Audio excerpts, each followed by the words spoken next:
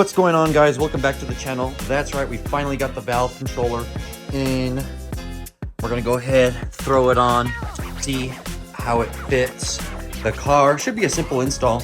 It takes about 10 to 15 minutes from what I've been reading online. Some guys are fishing it through the trunk, some guys are fishing it through the heat shield. Doesn't really matter which way you do it. It's supposed to be a super simple install. I'm just gonna get the car out of the garage, move it into the driveway. Only thing is, it looks like it's gonna rain, so I'm gonna try to make this a quick video and a quick install. Let's do it. I'll give you guys relatively a cold start. I took the car out this morning, so the oil is already up to temperature and whatnot, but there is a mid-pipe. So the mid-pipe installed is MAD's single mid-pipe, non-resonated. So basically, from the downpipes, the pipe converts into a single mid-pipe, and then it goes back out into the factory exhaust. This valve controller is going to help open it up a little bit more, because if you guys already know or don't know, the BMW M3 M4s with their valve controllers, the valves self-actuate itself. So the valves open and close based on throttle. And the most that the valves ever open up is 75%. I'll start the car. When I initially start the car, it'll be the valves closed. And then I'll open up the valves and it'll be a little bit more loud. I already have a couple of videos directly behind the exhaust to give you guys an idea what it sounds like at a different angle of the car. I'm going to do it from the side this time. So I'm going to start the car. It's going to be valves closed initially, and then the valves will open. So this is valves closed.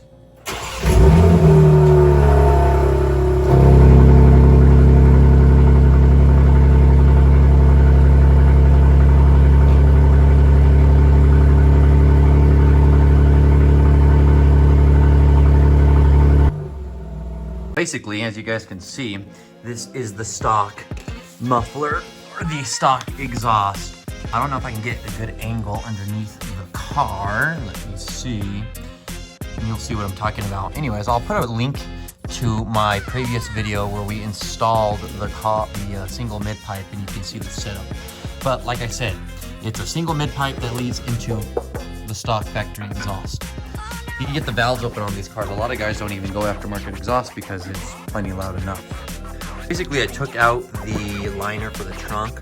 I'm trying to see if my car has a grommet. Some guys, oh yes, my car does have that little grommet. Some guys will have a grommet right here that they run the wires through, and then they just install the little valve box right here to keep it out of the rain, weather elements, all that good stuff. But it does look like, I don't know if you guys can see very well, it does look like I need to punch a hole through that grommet if I want to run the wires through that area. Not the end of the world, because I can go on the underside.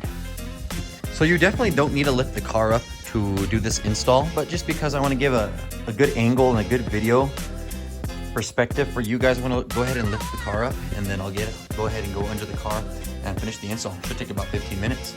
Like I said, guys, you don't need to jack up the car, but I want to get a better angle for the install, so I'm going to go ahead and do that real quick. I have my jack pad and my roll stopper, whatever it's called. Just make sure you do this right. Oh, and do it slow because the car will scream at you. I'm going to go ahead and unlock the car just because she will freak out on me.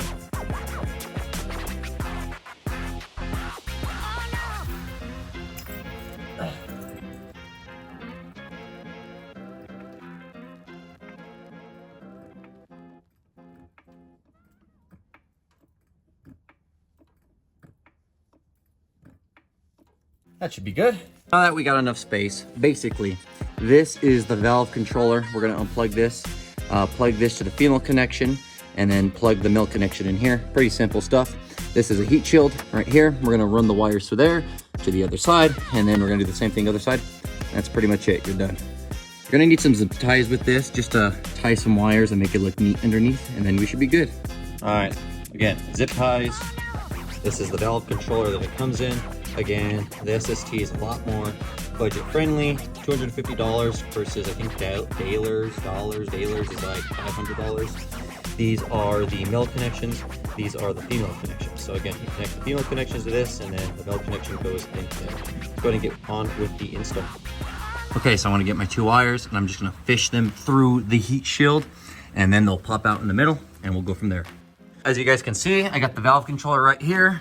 I fished the wire through the heat shield. Again, you don't want the wires to touch the exhaust, of course, so it's in through the heat shield. And we went on over to the other side of the heat shield.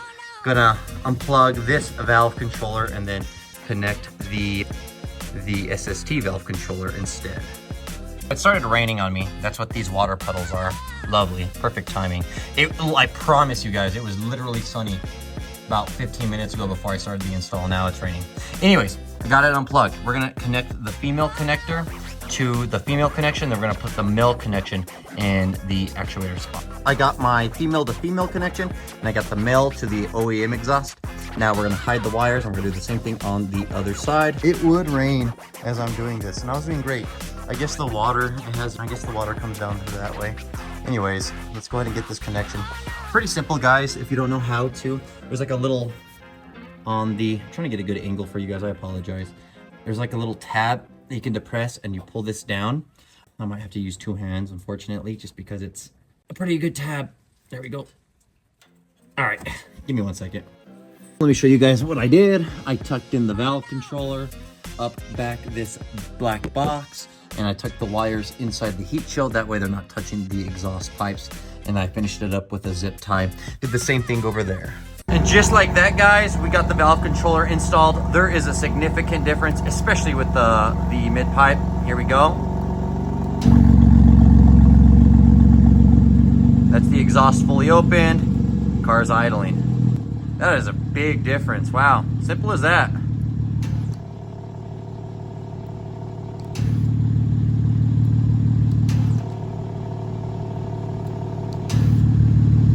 Obviously, it's the next day, but I wanted to give you guys a better understanding of how the valve controller works. Basically, this is the controller they send you, SST sends you.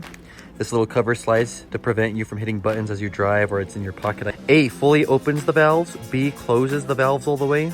C, I believe, defaults to the car control. So if you hit the M1, M2 buttons, the valves function like normally. And then D, defaults to a 50% opened valve, so it's a little bit more loud, but not as loud. I'll go ahead and start the car. I'll give you guys another perspective of what the car sounds like with the valves open and closed. Car's not completely warmed up, so I won't rev it too much, and then I'll do a valve opening and closed inside the car. As you guys can see, car's relatively warm. Oil temperature's up a little bit, so I'm gonna go ahead and start the car. This is the valves closed. Now, if I want the valves to be opened, I'm going to slide the button down, or the button guard down, and I'm going to hit the valve open button. Definitely a lot louder. Inside the cabin, when it's still high idling, you can hear a lot of, or feel a lot of drone. It's nothing crazy, but definitely a little bit for sure. Again, I have the door open. Let me close it. This is what it sounds like. There you go. Car's a little warm, so I'll give it a little bit of a rev. Valves open. You can hear the pops. I'll give it one more. And so that's in efficient mode. If I hit the sport mode, now we're gonna have a little bit more burbles. Well, we were supposed to anyways. Car might be still cold. Go one more time.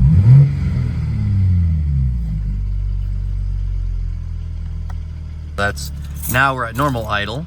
If I hit the valve close button, quiet. And then again, D is 50% open. And then C defaults to how the car is normally function. And then A, completely open. And then B, completely closed. That's pretty much the review of the valve controller. It's actually pretty nice sounding. Stay tuned. I'm going to make a short real quick of how the car sounds. Again, the camera doesn't really do it justice of just how loud this car got with the valve controller.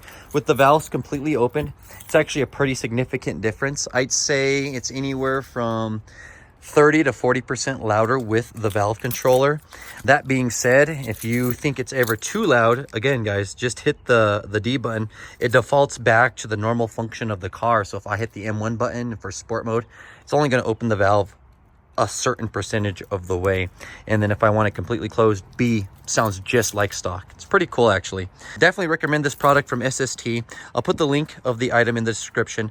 I do get paid for some affiliate links, but this one is not going to be an affiliate link. Just say that Gabe from www.carcultured.com sent you, or you could step by the shop and pick up yourself a Daler valve controller, which is what I sell.